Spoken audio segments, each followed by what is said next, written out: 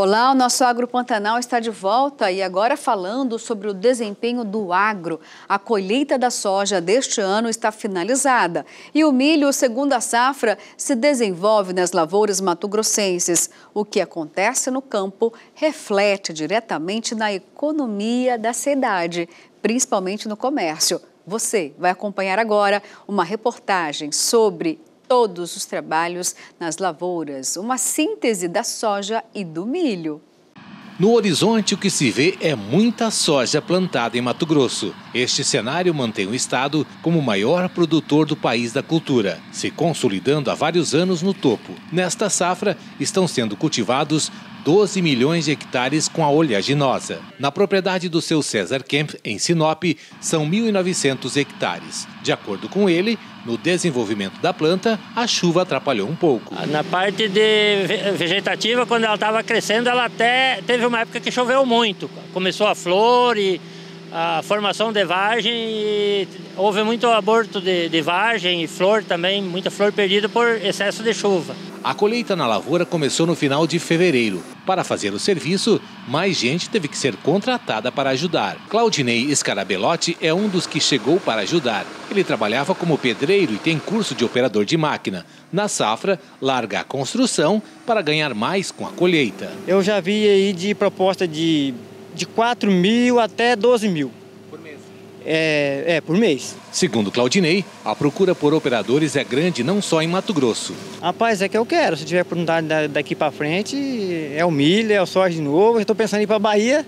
Tem uma proposta de me encolher para lá, vamos ver se vai dar certo. Um dos problemas enfrentados durante a colheita na propriedade foi a demora para descarregar os caminhões. O jeito encontrado para não atrasar foi descarregar no barracão da propriedade. Ao menos a soja fica protegida e depois vai seguir para os armazéns. Na verdade, não seria a falta de caminhão, seria a demora de voltar o caminhão do armazém, que está dando um dia de fila. Estamos guardando um pouco no barracão das máquinas para não ficar completamente parado nas horas de sol quente. Seu César comemora a boa produtividade que alcançou neste ano. Pelas condições do clima está mais ou menos, mas era para ser uns 75, algumas áreas até 80. Tivemos uma produtividade aí em torno na média do estado aí de 62 sacos por hectare e foi tudo dentro da normalidade. Tão logo termina a colheita da soja, começam os preparativos para a segunda safra. As máquinas já depositam as sementes de milho na terra,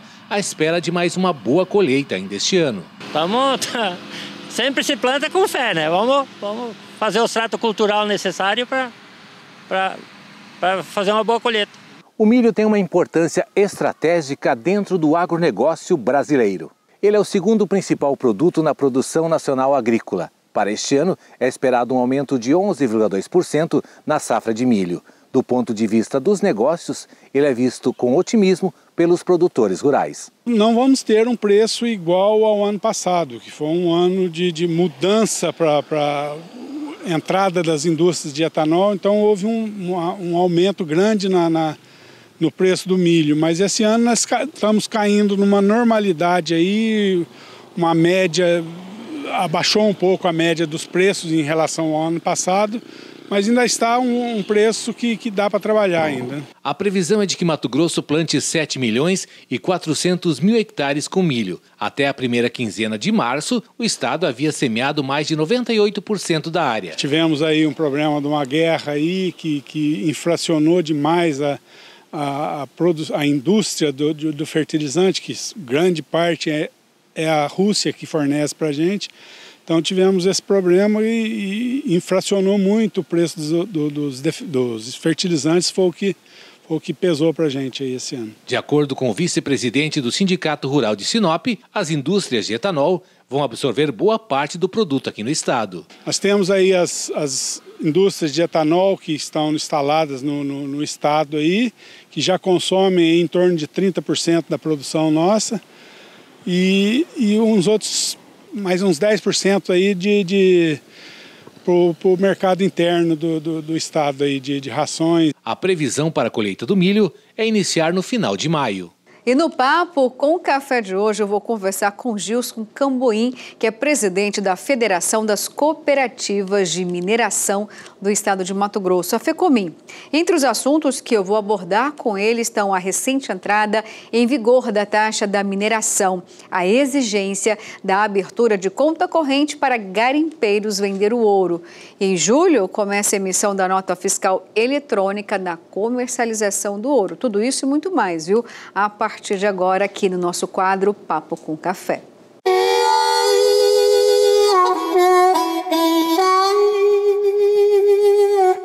Olá, Gilson, bom dia para você. Obrigada pela presença aqui no Agro Pantanal. Bom dia, obrigado pelo convite, pela oportunidade da gente falar um pouco do setor. Exatamente, falar um pouco desse setor que é gigante, tem muito para crescer ainda, né? E olha, já vou te parabenizar porque agora você assumiu a presidência, né, de uma cooperativa de garimpeiros, é isso mesmo? Quando falo em cooperativa, eu fico tão animada porque a gente entende que de tão organizada que é a cooperativa, ela com certeza consegue ajudar a ter uma produtividade, segurança, né, para aquele cooperado. Então, parabéns pela presidência. Muito obrigado.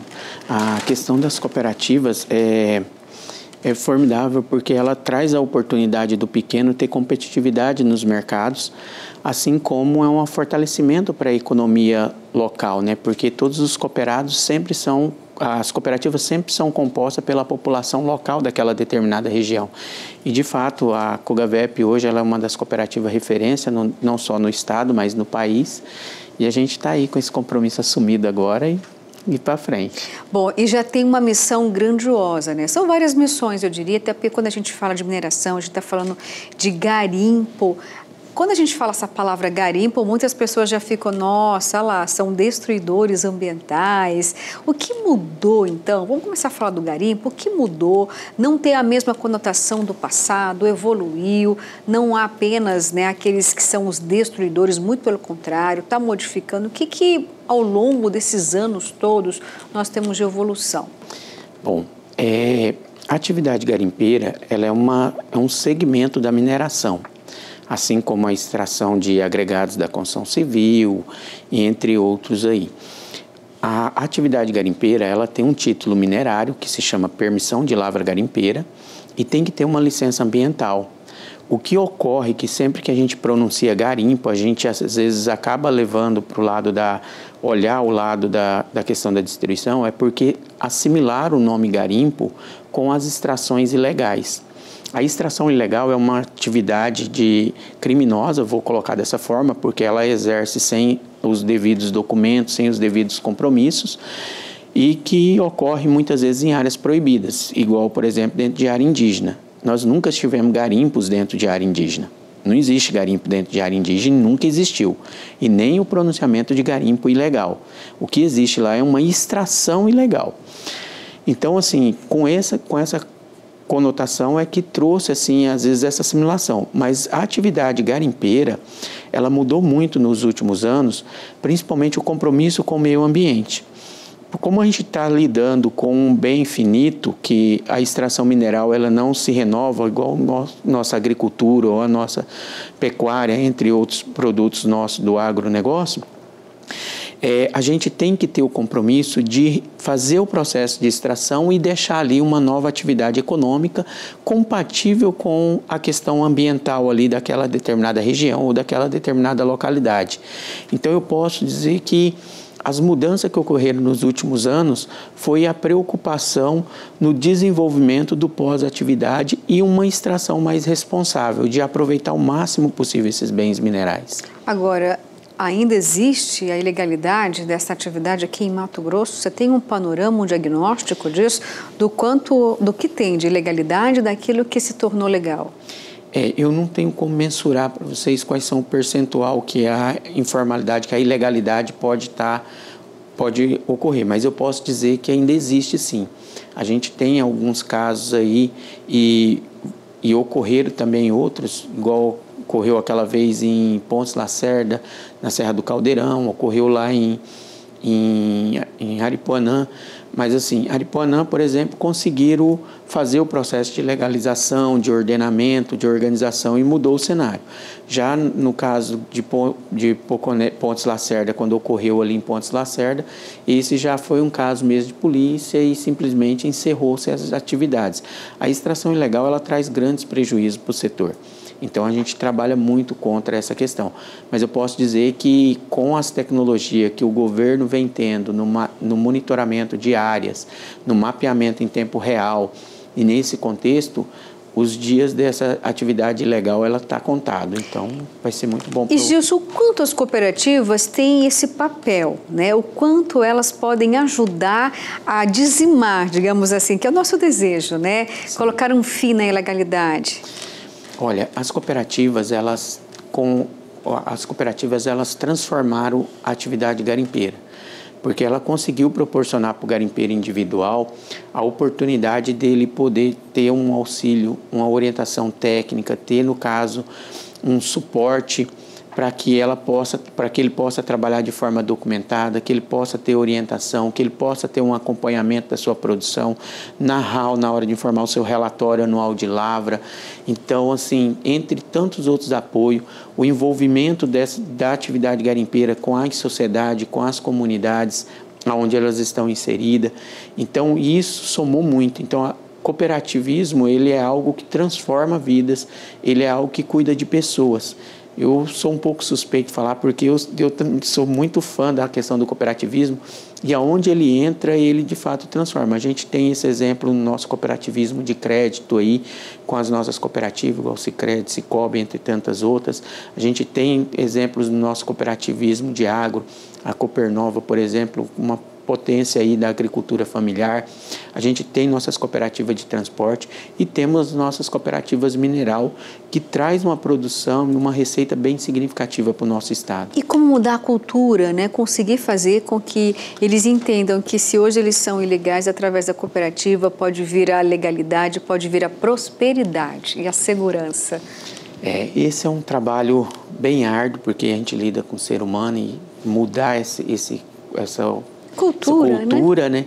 É trabalhoso, mas o que eu tenho percebido é que muitos estão vendo os resultados positivos da legalidade, da organização, do ordenamento, e por mais que está sendo promissor uma extração ilegal, muitos deles preferem aquela questão, é melhor ter o pouco seguro do que tentar arriscar o muito e perder tudo. Uhum. Então, assim, eu tenho percebido que está havendo, sim, uma conscientização, está havendo uma mudança, algo que está, de fato, somando para o crescimento do nosso estado. Gilson, a gente pode afirmar que a atividade garimpeira tem como ser sustentável? Podemos. Tem como ser, e ela promove muito outras atividades, fortalece muitas regiões, no caso. Eu vou dar um exemplo, a cidade de Ametista do Sul, por exemplo, que é uma das coisas que a gente pega como modelo. Lá, graças à extração, despontou o turismo na região. Onde fica? Fica no Rio Grande do Sul, é a cidade de Ametista, tem uma cooperativa chamada Cogamai, é um dos exemplos que eu estou citando, por exemplo. Ouro Preto também é outro local.